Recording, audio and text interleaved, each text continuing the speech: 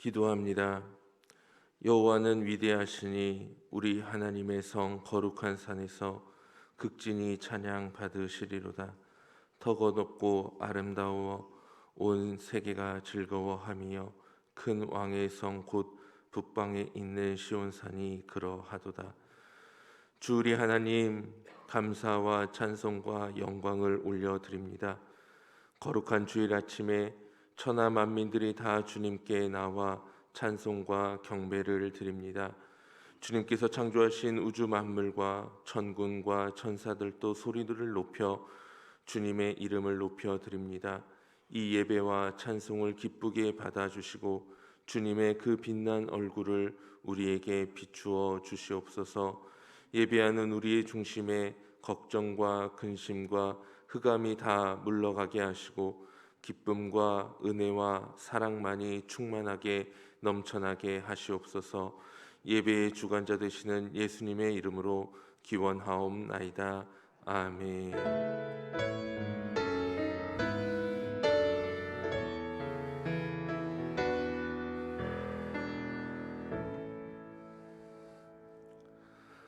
찬송가 35장을 다 함께 찬양하시겠습니다. 찬송가 35장입니다.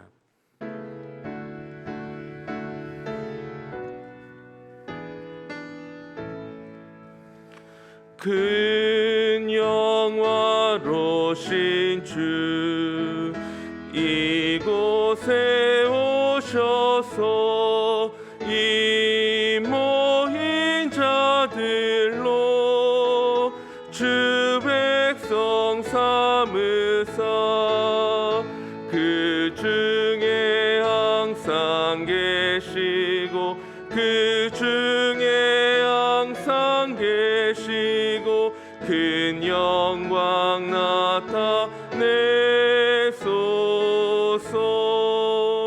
이 백성 기도와 또 예물 드림이 양내와 같으니 곧 받으옵소서. 주 예수 크신 복음을 주 예수 크신 복음을 만 백성 듣게 하소서. 또 우리 자손들 다 주를 기리고 저 성전 돌같이 긴하게 하소서. 주 구원하신 능력을 주 구원하신 능력을 늘 끝날까지 주소서. 주 믿는 만민이 참 진리 지키며 옛 성도들같이 주 찬송하다가 저 천국 보좌 앞에서 저 천국 보좌 앞에서 늘 찬송하게 하소서.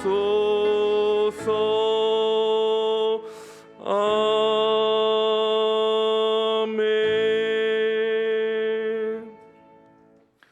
찬송가 뒤에 있는 교독문 80번 고린도후서 4장입니다.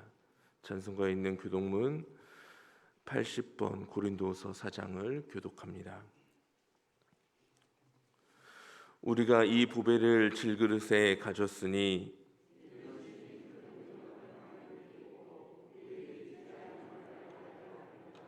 우리가 사방으로 우겨쌈을 당하여도 쌓이지 아니하며 박해를 받아도 버림바 되지 아니하며 우리가 항상 예수의 죽음을 몸에 짊어짐은 우리 살아있는 자가 항상 예수를 위하여 죽음에 넘겨짐은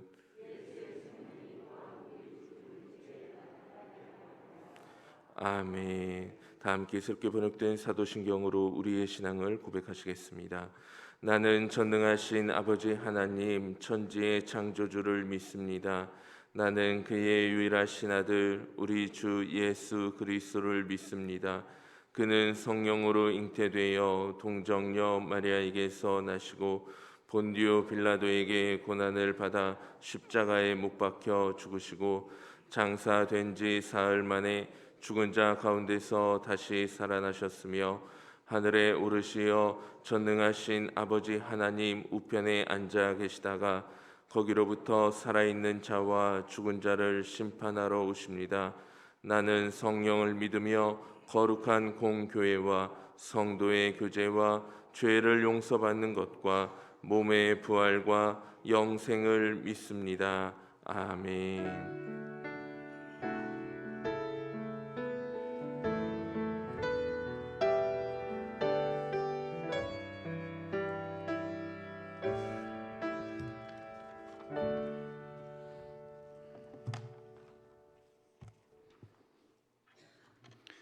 다 같이 하나님 앞에 기도드리겠습니다.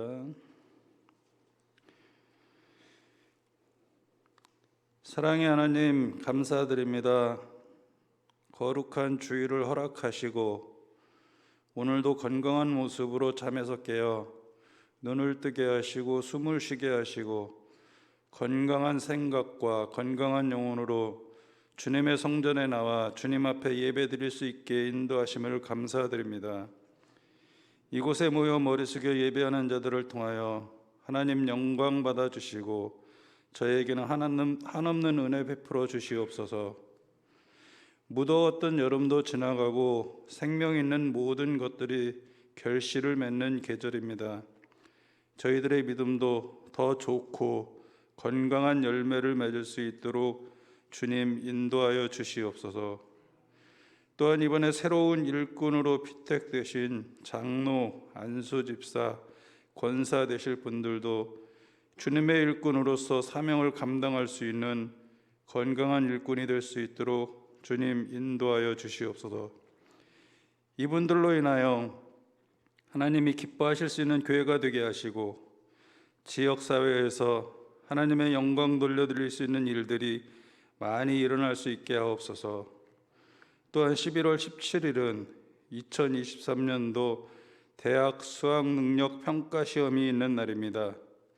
12년 이상 배우고 공부한 것을 단 한 번의 시험으로 평가해서 많은 것을 결정하는 가혹한 시험이지만 거부할 수 없는 과정인 것을 인지하고 노력한 만큼의 좋은 결과들을 얻을 수 있도록 실수하지 않게 하시고 건강하게 시험을 잘 치를 수 있도록 주님 도와주시옵소서.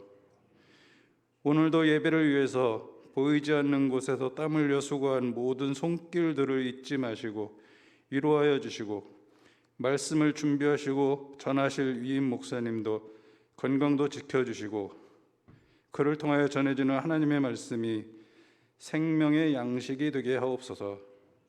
지금은 예배를 시작하는 시간입니다. 마치는 시간까지 사탄 마귀의 회방과 하나님의 영광을 가리는 나쁜 무리들이 생겨나지 않게 하옵소서. 예수님의 이름으로 기도드리옵나이다. 아멘.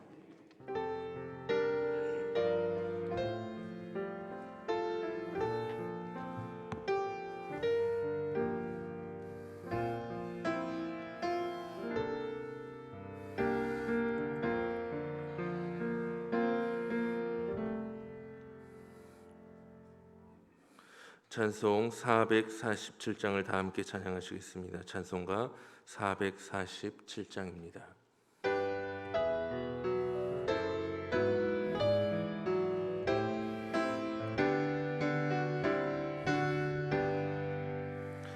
이 세상 끝날까지 주 섬겨 살리니 내 친구 되신 주여 늘 함께 하소서. 주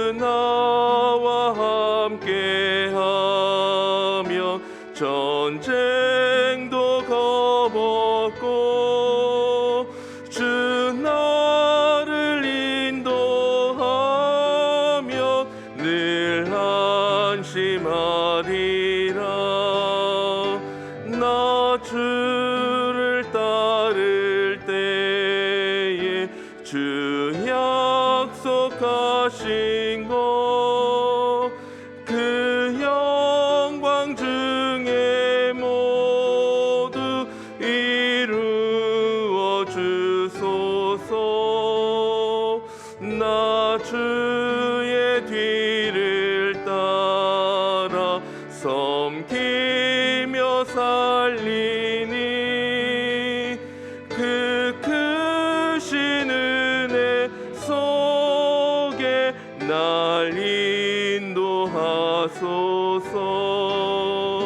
이 세상 온 것이여 내 마음을 흔들고 저 악한 원수들 안팎에 있으나 주 나를 돌보시사 내 방패 되시고 내 옆에 계신 것을 늘 알게 하소서. 저 영광 빛난 곳을 주 허락했으니 그 허락하신 곳을 늘 사모합니다. 끝까지 쉬지 않고 주 따라가리니 주 넓은 사랑으로 늘 인도하소서.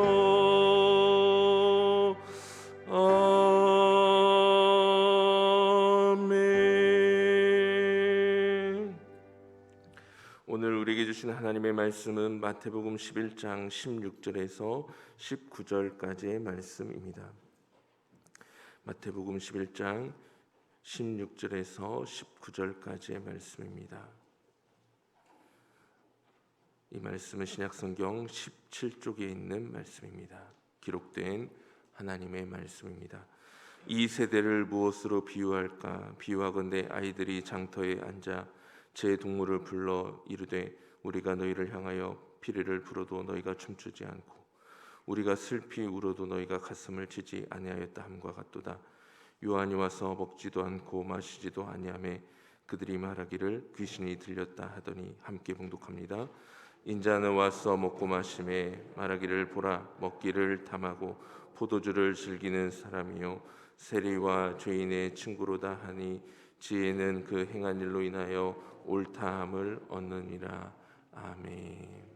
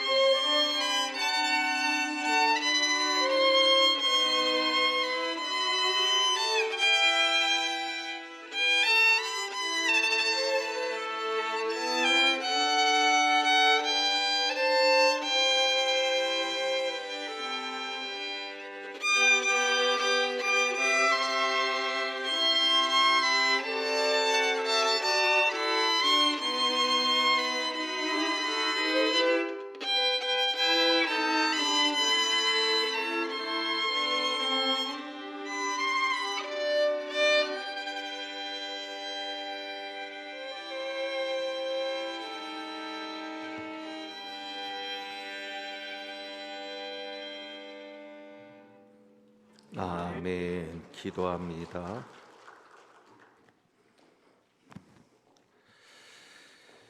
하나님 아버지, 광릉숲 오케스트라 현악팀을 통해 하나님을 찬양하고 감사하는 마음을 담아 주님 앞에 귀한 영광을 돌리오니 은혜 받으시고 저희에게 하나님의 귀한 영광에 체험할 수 있도록, 동참할 수 있도록 함께하여 주옵소서. 수고한 우리 현악팀에게 위로하시고 힘주시고 가정을 평안케 붙잡아 주옵소서. 이제 말씀을 듣습니다. 하나님의 음성 듣게 하시고 말씀을 통하여 하나님을 더 사랑하는, 또 하나님의 사랑을 더 경험하는 저희들 되게 하옵소서. 우리 주님 예수 그리스도의 이름으로 기도합니다. 아멘.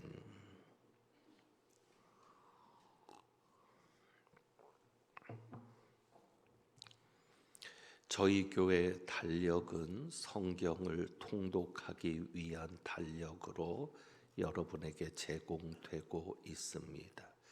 달력에 표시된 대로 성경을 읽어 가다 보면 1년에 일독을 할 수 있도록 그렇게 편성되어 있습니다. 10월부터는 마태복음을 읽기 시작했습니다. 그런데 마태복음을 읽어 나가던 중 오늘 우리가 읽은 이 본문인 11장에 도달해서 11장을 읽을 때에는 특별히 주의를 더 기울여야 됨을 알 수 있게 됩니다. 그러니까 11장을 읽을 때 문맥을 살피면서 주의 깊게 읽지 않으면 잘못 이해를 하게 됩니다. 그래서 오늘은 이 말씀에 대해서 다시 한번 정리해야 할 필요성을 느끼고 말씀을 전하게 되었습니다. 오늘 주신 이 말씀, 이 본문을 바르게 이해하기 위해서 제목을 이렇게 붙여 보았습니다. 누구의 잘못인가? 라는 제목입니다. 누구의 잘못인가? 오늘 본문에는 예수님께서 한 가지의 비유를 말씀하시는 내용이 나오는데 그 비유는 장터에서 놀고 있는 아이들의 비유입니다. 옛날에는 장터가 아이들의 놀이터였습니다. 특별히 장사가 끝나고 장사꾼들이 돌아가고 난 빈 공터가 아이들의 특별한 놀이 장소가 되었습니다. 거기에서 아이들이 놀이를 합니다. 우선 혼인식 놀이를 하고 있습니다. 한 아이가 피리를 불면 다른 아이들이 춤을 추면서 행렬을 이루어 따라갑니다. 혼인식의 모습 그대로를 흉내낸 놀이입니다. 장례식 놀이 때는 한 아이가 곡을 합니다. 그러면 다른 아이들은 가슴을 치면서 슬피 우는 흉내를 내며 바로 그 장례식 흉내를 내면서 노는 놀이입니다. 그들이 놀다가 그냥 멍하니 아무것도 안 하고 서 있는 자기 또래 아이들을 부릅니다. 그런데 그 아이들은 전혀 반응하지 않습니다. 피리를 불어도 춤을 추지 않고 슬피 울어도 가슴을 치지 않고 있습니다. 그래서 그 모습을 본 놀고 있었던 아이들이 그들을 향해서 말을 하는 것인데 바로 그 상황을 예수님께서는 그 세대, 이 세대에 비유하고 계셨습니다. 그러니까 그 놀이에서 그 상황, 놀던 아이들이 가만히 서 있는 아이들을 부르고 그리고 그 아이들을 부르는 그 말까지 그 상황까지가 예수님의 비유인데 바로 그 상황이 예수님께서 말하는 이 세대가 그렇다라고 하면서 이 세대에 비유하고 있는 것입니다.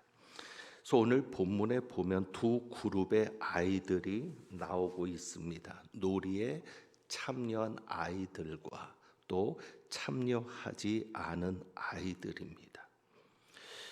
예수님께서 왜 이 비유를 말씀하셨겠습니까? 그리고 그 말씀이 어떻게 그 세대를 비유하고 있는 말씀이 되겠습니까? 우리가 깊이 생각하지 않으면 예수님께서는 놀이에 참여하지 않은 아이들을 책망하는 것으로 이해할 수 있습니다. 깊이 생각하지 않을 때입니다. 우리가 잘 아는 구절이 17절에 있죠. 17절을 보시죠. 혼인식 놀이와 장례식 놀이를 하고 있었던 아이들이 자기 동물을 불러서 하는 말입니다. 우리가 너희를 향하여 피리를 불어도 너희가 춤추지 않고 우리가 슬피 울어도 너희가 가슴을 치지 아니하였다. 예수님께서 하고 싶은 말이 이것이었겠습니까? 예수님께서 이 세대가 그렇다라고 말했을 때 예수님이 이 세대를 책망하면서 하시고 싶은 말씀이 이것이었겠습니까? 우리가 피리를 불어도 너희가 춤추지 않았고 우리가 슬피 울어도 너희가 가슴을 치지 않았다. 예수님께서 하고 싶은 말이 이것이었겠습니까? 그러니까 예수님이 지금 이 말을 가지고 듣고 있는 사람들을 책망하는 내용으로 이해하면 되겠습니까? 그러니까 우리가 그냥 단순하게 이해하면 이렇게 이해할 수 있는 거죠. 세례 요한이 왔는데 회개하지 않는 것. 그러니까 가슴을 치지 않는 것이죠. 그것을 참여하지 않은 아이들로 볼 것이냐. 예수님이 왔는데 피리를 불어도 춤추지 않습니다. 기뻐하고 잔치에 참여하지 않는 것, 예수님이 그것을 책망하는 말씀으로 볼 것이냐. 그러니까 예수님께서 세례 요한이 사역을 하고 예수님이 사역을 함에도 아무런 반응을 보이지 않는 그 세대를 향해서 책망하는 말씀으로 보아야 되고, 회개하지 않는 것을 책망하는 말씀으로 보아야 되느냐. 그래서 다시 한번 말씀드리지만 이 17절 말씀이 예수님이 하고 싶었던 말씀이겠느냐. 그런데 이 17절의 이 말씀이 예수님이 하고 싶었던 말씀으로 이해하면 문제가 생깁니다. 어떤 문제요? 지금 이 17절의 말은 누가 하는 것이죠? 장터에서 놀고 있었던 아이들이 하는 말입니다. 그러니까 예수님이 하고 싶은 말이 이 말이었다라고 하면 장터에서 놀고 있는 아이들이 세례 요한이나 예수님과 관련성을 가지고 예수님이 말씀하신 것이 되어야 합니다. 그러니까 예수님이 지금 아이들의 입을 빌어서 하고 싶은 말을 하고 있는 것이라면 장터에서 놀고 있는 아이들은 결국 세례 요한이나 예수님을 말하고 있는 것이라 볼 수 있겠죠. 그렇다면 문제는 세례 요한의 그 사역이, 예수님의 그 놀라운 사역이 어린 아이들의 장난에 비유될 만한 사역입니까? 문제가 있습니다. 예수님께서 비유해서 아이들을 언급하는 것은 잘못 이해할 수 있으시겠지만 죄송합니다만 아이들의 그 장난으로 언급하는 것은 철없는 아이들이기 때문에, 아이들을 이야기하는 것은 철없음을 전제하는 예수님의 의도가 있습니다. 그러니까 굳이 예수님께서는 아이들의 장난으로 이야기하지 않으셔도 됩니다. 정말 이 세대를 책망해서 왜 피리를 불어도 너희가 춤추지 않느냐? 왜 슬피 울어도 너희가 가슴을 치지 않느냐?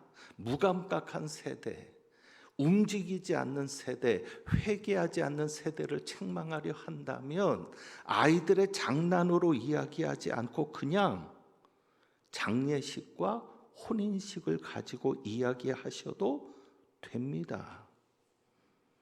그래서 이렇게 이야기해도 되죠. 왜 너희들은 혼인식 행렬이 지나가는데도 춤추지 않느냐? 실제로 이것이 그때의 관습이거든요. 앞에서 피리를 보고 혼인식 행렬이 따라갈 때 거기에 있던 사람들은 관계가 있든 없든 그 행렬이 지나가는 자리에 있었던 사람들은 동참을 합니다. 그것이 유대적인 관습입니다. 장례식도 마찬가지입니다. 곡을 하면서 행렬이 지나갈 때 길에 서 있는 사람들도 그 행렬에 동참하는 것이 풍습이기 때문에 굳이 아이들의 장난으로 이야기하지 않고 너희는 왜 결혼식 행렬에도 동참하지 않느냐? 왜 너희는 장례식의 슬픔 속에도 동참하지 않느냐? 이렇게 직접적으로 책망하셔도 됩니다.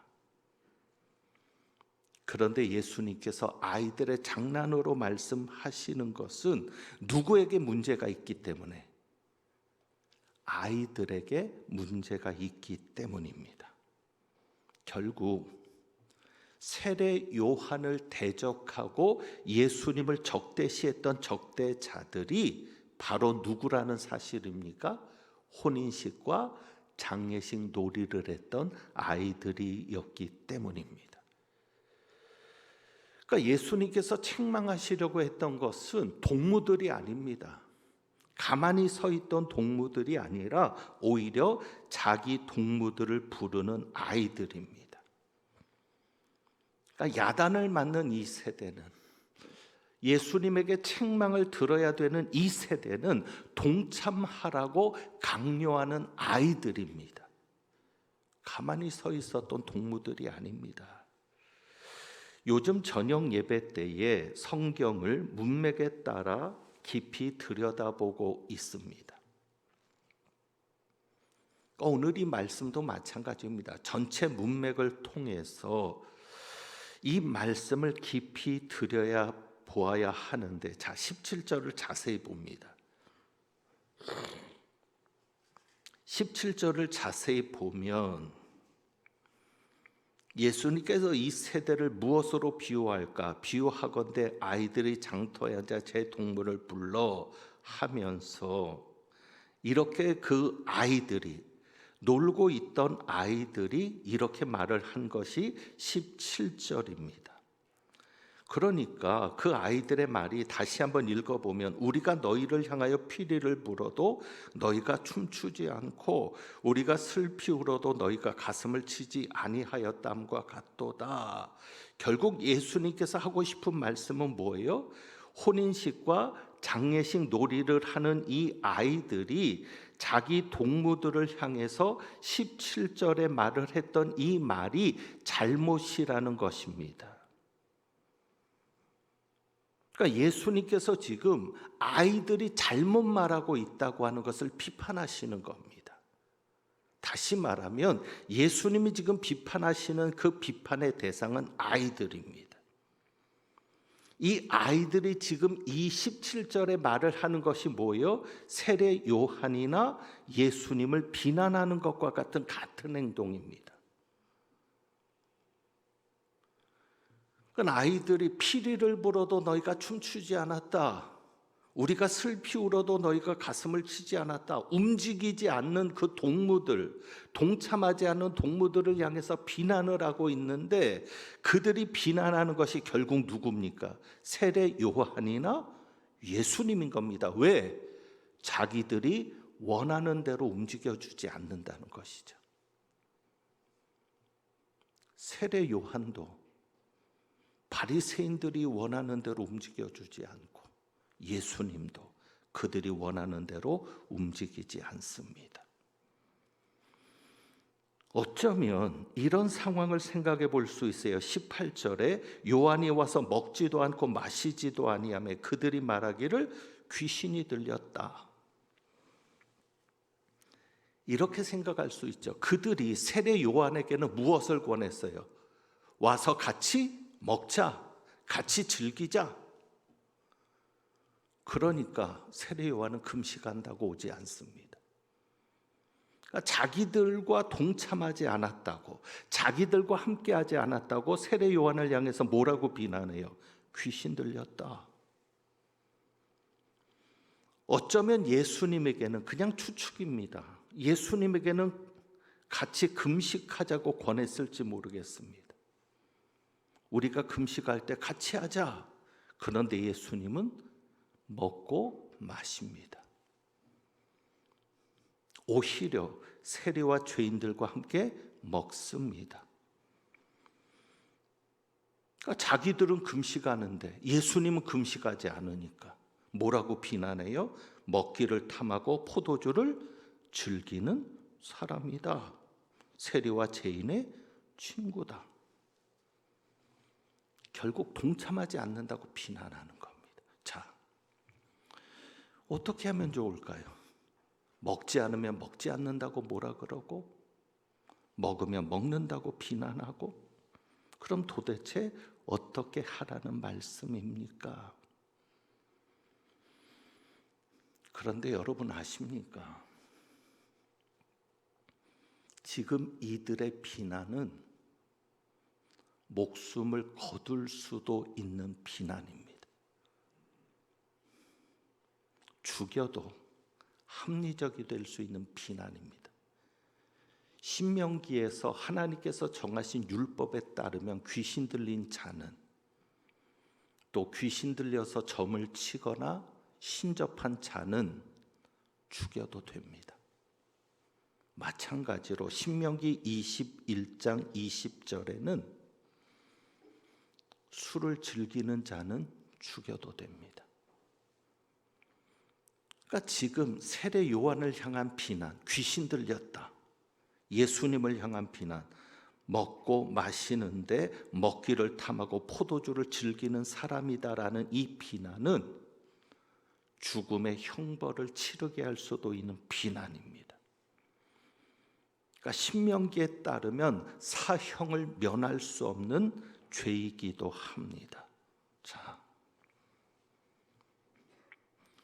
그러니 지금 예수님께서 책망하시는 것은 동참하지 않은 동무들을 향한 책망이 아니라 자기들의 편이 되지 않는다고, 자기들과 함께하지 않는다고, 이럴 때는 이런 이유를 들어서 비난하고 저럴 때는 저런 이유를 들어서 비난하는 그 아이들을 가지고 바리새인들, 그들을 책망하는 비유입니다. 그래서 우리는 이 비유 속에서 세 가지를 생각합니다. 첫 번째는 이 세대는, 예수님께서 이 세대를 무엇으로 비유할까 그러셨는데, 이 세대는 옳고 그름에는 관심이 없는 세대 같습니다. 오직 중요한 것이 무엇입니까? 자기 편이냐가 중요한 것입니다. 우리는 그렇게 되지 말아야 합니다. 우리는 내 편이냐, 네 편이냐가 중요한 사람이 되어서는 안 됩니다. 무엇이 중요한 사람이 되어야 합니까? 이것이 옳으냐, 이것이 옳으냐. 그러니까 내 편이면 그냥 옳다라고 생각하는 거죠. 자기 편에 동참할 때, 자기가 말할 때 그것에 동의해주고 동참해주고 편들어주면 그냥 그 사람을 옳다라고 인정해버리는 거죠. 하지만 자기가 주장할 때 그 주장이 어떨 수도 있어요. 틀릴 수도 있어요. 그것을 생각지 않는 거예요. 항상 여러분이 어떤 곳에서 어떤 주장을 하든 어떤 의견을 내든 옳고 그름을 생각하십시오. 이것이 맞느냐, 이것이 틀리냐를 생각해야지, 내 주장이 틀릴 수도 있으면 생각지 않고 무조건 내 편을 들어주지 않는다고, 어떻게든지 이유를 들어서 비난하고 잘못되었다고 말하는 것, 그것이 그 세대도 그랬지만 지금도 별로 달라지지 않은 것 같습니다. 정치인들을 보면 우리는 너무 잘 알잖아요. 그들에게는 옳고 그름의 문제는 아닌 것 같습니다. 그러니까 우리는 이미 전제를 가지고 있는 거예요. 그래서 그 전제를 가지고 판단하고 어떻게든지 비난할 거리를 찾고 있는데 바로 이들의 모습이 우리들의 모습은 아닌가? 우리가 한번 돌아볼 필요가 있습니다. 여러분, 옳고 그름에 관심이 있으십니까? 중요한 건 옳고 그름의 문제입니다. 그리고 왜 항상 내 뜻대로 움직이기만을 바라고 있습니까? 내 뜻대로 움직이는 것이 아니라 누구의 뜻대로 움직이기를, 하나님의 뜻대로 움직이기를 상대방에게도 바래 주어야 합니다. 두 번째로 오늘 예수님께서도 그 말씀하시는데 지혜는 그 행한 일로 인하여 옳다함을 얻느니라. 여러분이 말씀을 잘 마음에 새겨 주십시오. 지혜는 그 행한 일로 인하여 옳다함을 얻습니다. 누가복음에서는 자녀들로라고 되어 있는데 그렇습니다. 내 편이냐 네 편이냐가 중요한 것이 아닙니다. 행한 일을 보아야 합니다. 행한 일, 그 행한 결과를 보면 지혜 있는 자였는지 알 수 있습니다. 잠언과 전도서를 보면 지혜에 대해서 이야기했는데 결국 그 지혜는 하나님 자신입니다. 하나님 자신이 지혜입니다. 그러니까 그 하는 일을 보면 그 결과를 보면 결국 그가 하나님 편이었는가를 알 수 있게 되는데 자, 세례 요한이 금식을 합니다. 그것은 본인의 사명에 충실한 겁니다. 그리고 예수님은 죄인들과 함께 식사하고 죄인들과 함께 그 자리를 같이 합니다. 그것도 역시 예수님은 자신의 사명을 잘 감당하고 계신 겁니다.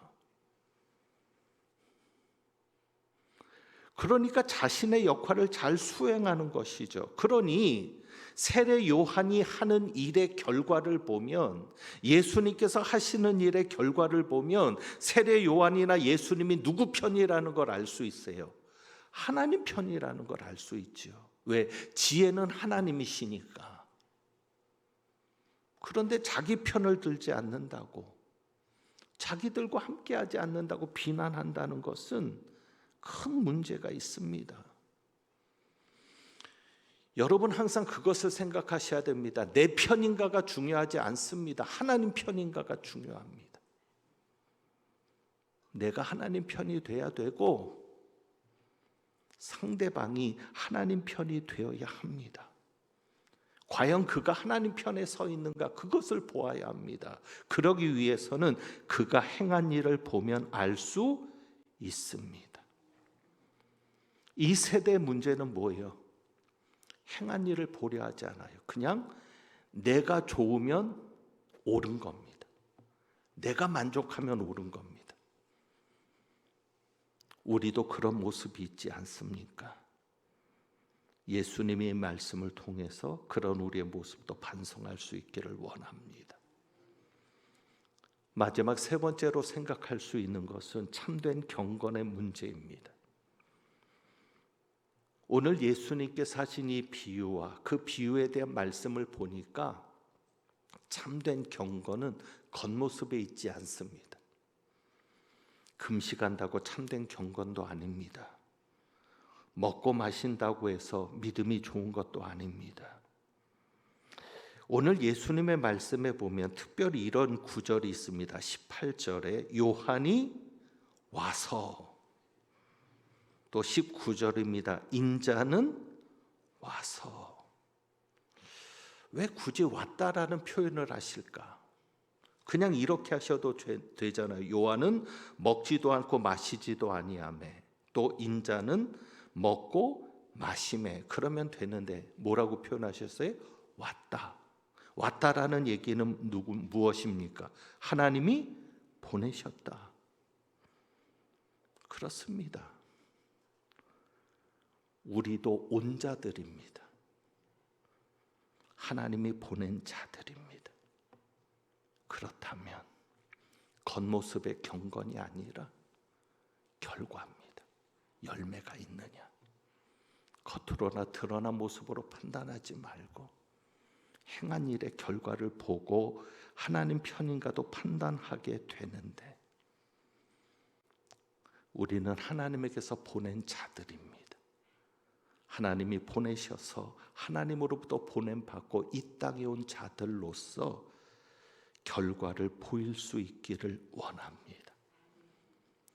지혜는 그 행한 일로 인하여 옳담을 얻는다고 하셨는데, 옳담을 얻을 수 있는 결과를 여러분의 삶을 통해서 보여주실 수 있기를 바랍니다. 지난 주일에 명예로운 이름을 남기고 가는 길을 생각했습니다. 명예로운 이름을 남기는 것, 옳은 결과를 만들어내는 겁니다. 하나님 편에서 옳은 결과, 하나님 인정하시는 옳은 결과. 그래서 마지막으로 정리합니다. 세상 사람들이 피리를 불자 해도 춤추지 마십시오. 세상 사람들이 슬피 울어도 가슴을 치지 마십시오. 세상 사람들이 뭐라 하든 거기에 움직이지 마시고 동요되지 마십시오. 오직 하나님만을 생각하십시오. 하나님이 무엇을 원하시는지, 과연 어떻게 하는 것이 하나님 앞에 옳은 것인지, 그리고 내가 어떻게 사는 것이 하나님 편에서 사는 것인지, 하나님의 뜻을 위해서만 움직이셔서 여러분의 삶의 열매가 하나님 앞에도 인정받을 수 있게 되기를 주님의 이름으로 부탁합니다. 기도하겠습니다.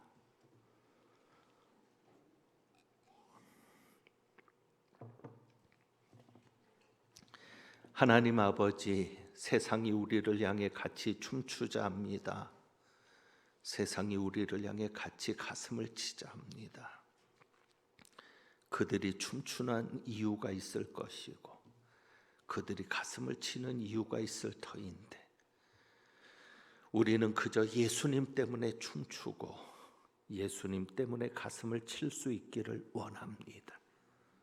하나님 편에 서는 자 되게 하시고 겉모습이 아닌 열매로서 하나님 앞에 인정받고 모두에게 옳다 인정함 받는 저희들 되게 하옵소서. 우리 주님 예수 그리스도의 이름으로 기도합니다. 아멘. 주신 말씀 생각하면서 332장 찬송합니다.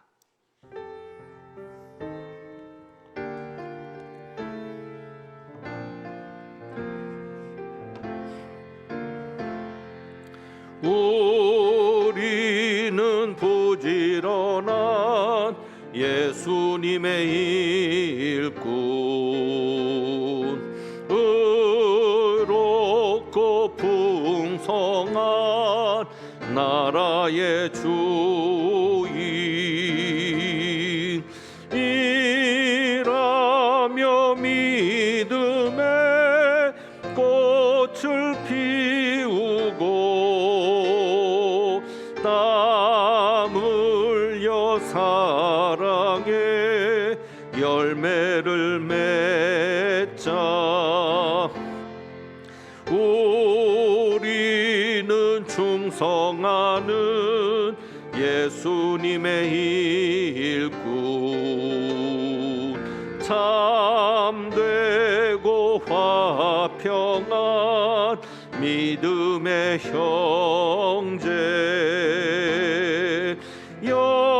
연장을 든 손에 생산이 있고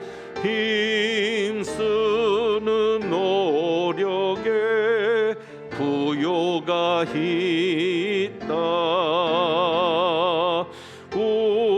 우리는 전도하는 예수님의 일꾼, 하나님 기업을 계승한 자녀. 아멘. 거친 드럭터로 만들어내고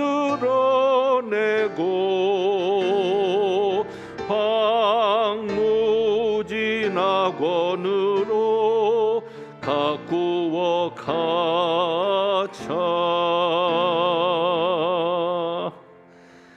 아멘. 들으신 예물 위에 기도합니다. 하나님 아버지, 저희가 세상 편에 있지 않고 하나님 편에 있음을 선언하는 귀한 예물을 주님 앞에 봉헌합니다. 예물 드린 이 정성, 이 사랑을 주님 기쁘게 받으시고 예물 드린 가정과 자녀 손들에게 복이 있게 하옵소서. 일터와 사업장에도 하나님의 은혜를 더하셔서 이 어려운 때를 잘 견디고 정말 하나님의 일꾼으로서 좋은 열매를 맺어 하나님께 영광 돌리는 우리의 일터와 직장과 사업장이 될 수 있도록 역사하여 주옵소서. 또 한 주간 저희들의 삶을 지켜주시고 육신의 연약함과 여러 어려움 중에 있사오니 예수 그리스도를 만남으로 모든 문제가 해결되고 강건해지는 귀한 은혜도 체험케 하옵소서. 모든 것을 주님께 맡기고 감사하며 우리 주님 예수 그리스도의 이름으로 축복하며 기도하옵나이다. 아멘. 교회 소식을 말씀을 드립니다. 주보를 같이 봅니다. 오늘도 세례 교육이 있습니다. 새가족 성경 공부가 있겠고 제1남성교회 원예회는 점심 후에 과관련센터 1층 스데반실에서 있겠습니다. 교육위원회가 12시 45분에 있고 오늘 당회 고시가 있습니다. 1시 30분에 있는데 피택자들은 고시에 참석해 주시기 바랍니다. 오늘 청년회 연합체육대회가 있습니다. 천성교회 청년들과 함께 하는데 내촌에서 있게 됩니다. 교회에서 3시 30분에 출발합니다. 잘 마칠 수 있도록 기도해 주시기를 부탁을 드립니다. 또 서울 동북노회 장로회 사회정기 총회가 이번 주 토요일에 있습니다. 5시에 저희 교회에서 있겠는데 위에서 기도 부탁드리고 당회는 다음 주일에 있습니다. 11월 17일에 대학 수학 능력 시험이 있는데 수험생들을 위해서 기도해 주시기를 부탁드리고 혹시 명단이 누락되었거나 함께 기도하기를 원하면 이름을 사무실로 알려주시기 바랍니다. 중요한 광고가 8번 광고입니다. 저희 교회가 올해 116주년이 됐는데 처음 저희 교회에서 노회를 개최하게 되었습니다. 이번 주 목요일입니다. 9시부터 노회가 시작이 되는데 노회원들은 일찍부터 모여오기 시작할 겁니다. 그래서 몇 가지 여러분들에게 기도를 부탁드립니다. 저희로서는 큰 행사입니다. 정말 귀한 행사고 노회를 개최할 수 있는 교회가 된 것에 참 감사하게 되는데 우선 주차 문제를 말씀을 드립니다. 저희가 주차장이 넓은 편인데도 노회 때 주차가 부족할 줄 압니다. 그래서 봉사로 오시는 성도님들은 외부 주차장에 차를 세우고 오시면 좋겠습니다. 공영 주차장이나 최희수 장로님 앞에 그 큰 마당이 있습니다.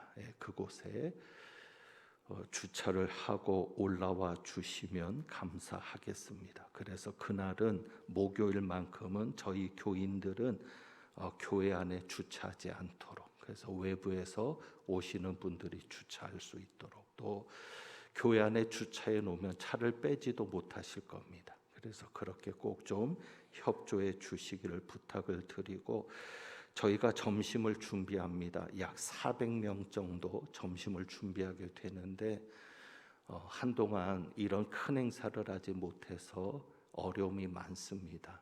식사 준비하는 데 어려움이 없도록 우리 권사님들과 여전도의 회원들의 적극적인 참여를 부탁을 드리겠습니다.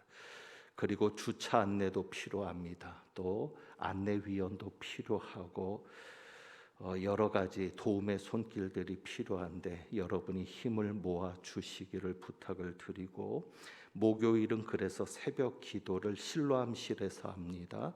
2층에서 하지 않고 목요일 새벽 기도만 1층에서 할 테니까 기억해 주시기를 바라고, 아마도 이런 부탁은 처음 드리는 것 같은데 큰 행사다 보니까 예산도 많이 들어가게 됩니다.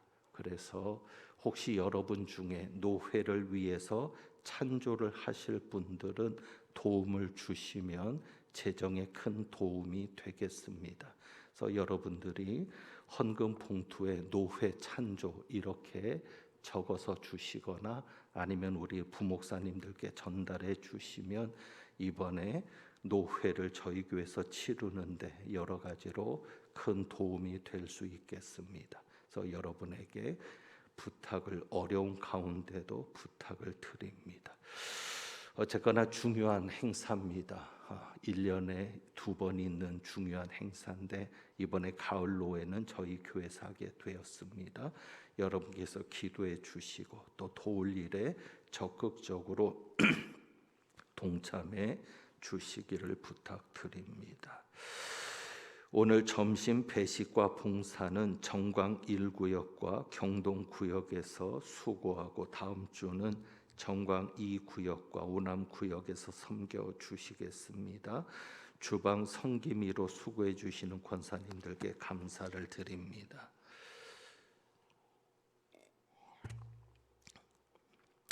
지난 주간에도 장례가 있었습니다. 성문모 집사님, 모친되는 권사님께서 하나님의 부름을 받고 교회 장으로 은혜 가운데 장례를 잘 마쳤습니다. 슬픔 당한 가정을 위해서 기도해 주시고 특별히 위로해 주시기를 부탁드립니다. 축도하겠습니다.